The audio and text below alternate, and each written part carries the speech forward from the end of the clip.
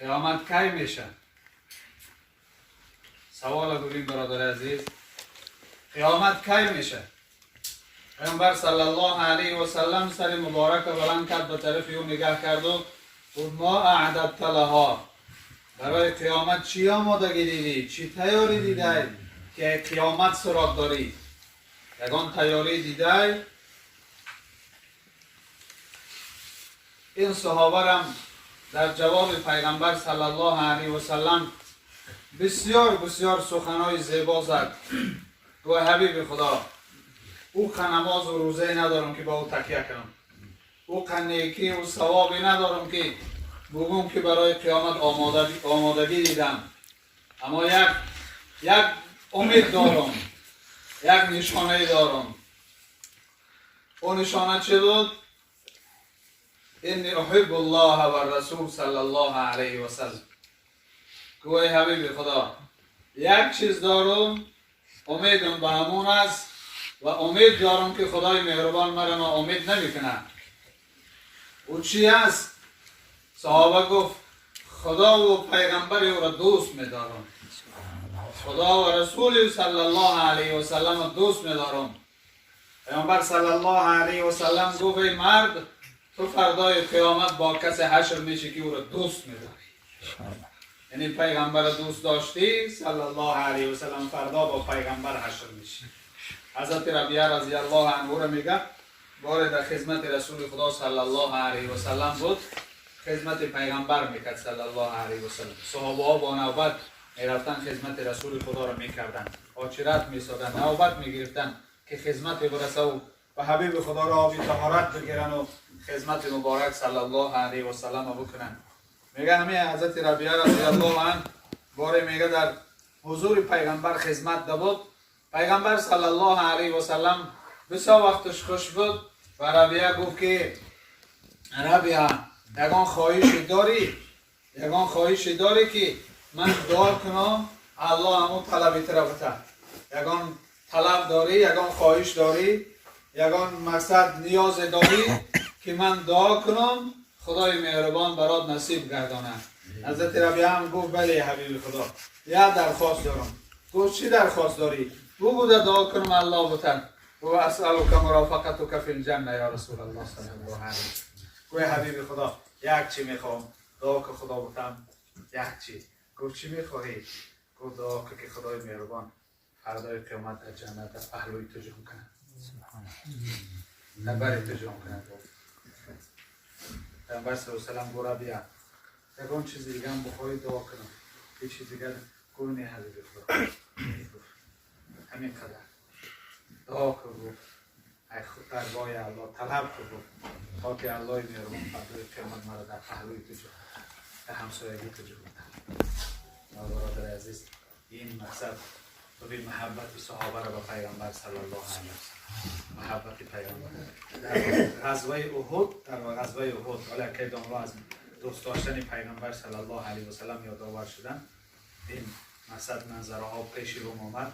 غزوه احد بود میگه، بعد اعلان شد نعوذ بالله، اعلان کردن مشرکا که محمد کشته شد. بعد خبر در گوش مسلمان ها رسید. غزوه احد همه شما میدونید که اینجا شکست مسلمان ها بود. خبر به مدینه منوره رسید. بعد غزوه تمام شدن مردم بسیار بی‌طاقت شدن، بسیار به مصیبت سخت گرفتار شدن. یک زنی میگه، یک زن، محبت یک زن ببینید برادرها، یک زن میگه دویده کدای مدینه منوره برآمد، دوان تسوی همون احد میرفت، کوی احد میدوید به طرف همون میدان غزوه که صحابه ها برمیگشتن. یک صحابه را دید، صحابه پیغمبر صلی الله علیه و سلم، گفت که ای مادر کجا میرهی؟ گفت پیغمبر صلی الله علیه و سلم مرا خبر داد که پیغمبر صلی الله علیه و سلم چه حال داره. گفت ای مادر میدونی که پدر رو در این غزوه شهید شده. گفت که من ای پیغمبر تر میپرسم، پدر و پیغمبر صلی الله علیه و سلم، زن اهمیت نداد. گوی زن شوهرت شهید شده است. گفت من تو پیغمبر میپرسم، تو مرا از کسی دیگر خبر میکنی؟ تو به خدا قسم مرا پیغمبر خبر کن. گفت ای زن فرزند شهید شده است. این زن دعوا را برداشت، گفت تو را به خدا میگم من که ای پیغمبر مرا خبر بکن که پیغمبر چه حال داره، تو مرا خبر از جای دیگر میکنی. گو حبیب خدا سالم صلی الله علیه وسلم، حبیب خدا سالم. همین زن همین جاش شیش میگه در روایت، جاش شیش تو گریان تا آمدن پیغمبر صلی الله علیه وسلم. حبیب خدا صلی الله علیه وسلم آمد، حبیب خدا صلی الله علیه وسلم آمد. این زن دوید دامن پیغمبر صلی الله علیه وسلم دید و میخیلو گفت حبیب خدا کل مصیبت بعد که جلل. حبیب خدا با خدا قسم برای ما مصیبت پدر مصیبت نیست، مصیبت شوهر مصیبت نیست، مصیبت فرزند مصیبت نیست، اما مصیبت تو مصیبت بسیار وزبین است. حبیب خدا خودت برای ما احتیاط بکن که هیچ مصیبت برای ما مصیبت شماریده نمی شود، اما مصیبت تر ما برداشته نمیتونیم، اما مصیبت تر ما برداشته نمیتونیم. محبت ببین، محبت یک زن، محبت یک زن، محبت بلال میدونید؟ محبت بلال رضی الله عنه وقتی حبیب خدا صلی الله علیه و سلم به رحمت خدا رفتن از این دنیا، رفیق اعلی پیوستن، حضرت بلال رضی الله عنه برادر عزیز در مدینه منوره ایستاده نتونست. وقتی که پیغمبر در روضه مبارکه ماندن، حضرت بلال خاک میریخت، فاطمه مادر ماند را آمد، دید که بلال بالای پیغمبر صلی الله علیه و سلم خاک میپرتاید. گویا بلال کیف طاب انفسک ان تسوء التراب علی رسول الله صلی الله علیه و سلم. بلال گفت تو همون بلال نیستی که مثل پروانه گرد پیغمبر صلی الله علیه و سلم دور میزدی، تو همون بلال نیستی که نمیگذاشتی که در هیچ قدم پیغمبر، در نعلای پیغمبر صلی الله علیه و سلم چنگ برسه، به دهانت میخواستی پاکیزه کنی نعلای پیغمبر صلی الله علیه و سلم، اما چی شده ایتره که خاک بالای پیغمبر میپرتای. حضرت بلال نگاه کرد، گوی مادر و خدا قسم این امر است که این پیغمبر صلی الله علیه و سلم آورده است، وگرنه و خدا قسم پیغمبر بالای سر میکردم، گرد دنیا تا وقت زنده بودم میگشتم، نمیگذاشتم که پیغمبر صلی الله علیه و سلم بالای خاک خواب کنه. این محبت بلال. حضرت مدینه منوره برآمد رفت، نتانست ساده آمد. زمان خلافت حضرت ابوبکر صدیق بود، آمد گو ابوبکر مرا دعوت گفت کجا میرای؟ گو من دیگه در این مدینه ایستاده نمیتونم، من در این مدینه ایستاده نمیتونم، هر گاهی پیش روزه قط میگذرم یاد گذشته مرا بیقرار میکنه. حضرت مدینه منوره برآمد رفت، ایستاده نتانست. این محبت بود. ما محبت ای صحابه ها با آموزیم برادر عزیز. واقعا برادر عزیز محبت رسول خدا صلی الله علیه و سلم سبب نجات ما و شما است. محبت رسول الله عبادت است.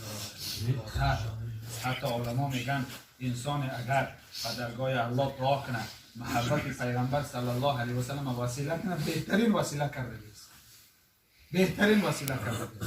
انسان بگه الله من ترا و پیغمبر ترا دوست میدارم، به همین خاطره که پیغمبر تا دوست میدارم دعا قبول کو. هیچ دعای بهتر از دعا نیست، هیچ دعای بهتر از دعا نیست.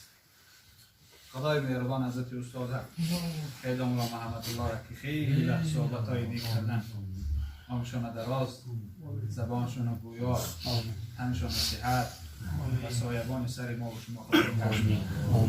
واقعا به علما ما نیاز داریم به اینهایی که دلهامانه نمیجفن که چشمامان آب میبراید، دیگر امکان نیست، مرد گریه کرده نمیتونه، دیگر بگریه ایستاده نمیتونه. این سخن است، این تیزی سخن است که در قلب ما و شما میرسه. میگه سخن ای قلب برآمد بهترین صدقه، میگه سخن ای چون که ای قلب میبراید، ای قلب میبراید و هزارها قلبی بیقراره، هزارها قلبی مقصد بیماره آرام میکنه، هزارها قلبی کسل شفا میبخشه. این سخن است که ای دین میبراید. خدای مهربان خیلی اونا را خیر زیاد نصیب کنه. فرزنداش هم مثل خودش در این ملت خدمتگار الله قبول و برادر عزیز در مجلس ما و شما که قاری دلشان هم حضور داره. مهمان دیرتر آمده بود، خیر مقدمش نگفتیم، نکر و جلال و دیگر دوستاقتی حضرت قاری را خیر مقدم میگیم از اون خاندان. خدای مهربانشان قاری را نگه بداره. نوبت باز با قاری جانا داده میشه و که قاری امربین قاری شمشاد دیگه وقتی صفتش معلومات نداشته باشیم، در زندگیش معلومات نداشته باشیم، شخصیتی او را پره ندانیم، دوست داشته نمیتونه برادر عزیز.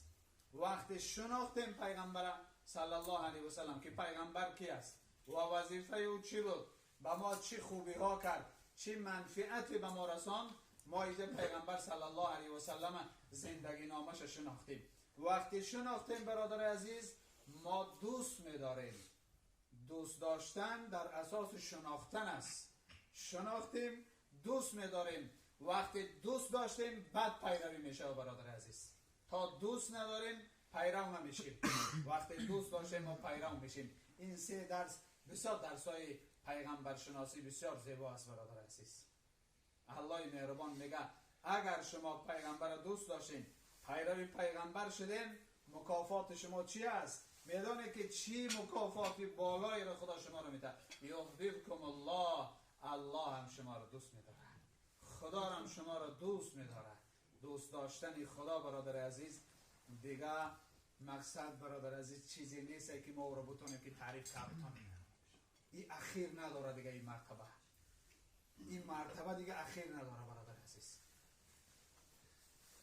خدای مهربان کار جانا را عمرشان دراز کنن. بسیار نظمای خوب خواندن، ما و شما را ایمانامون آو دادن. انشاءالله عقیده مولا محمد الله استاد اینجا حضور دارن، نوبت صحبت به حضرت میخیم. ما و شما را چند نصیحت داشته باشن انشاءالله باز مدرسه حضرت محمد. بسم الله الرحمن الرحيم نحمده ونستعينه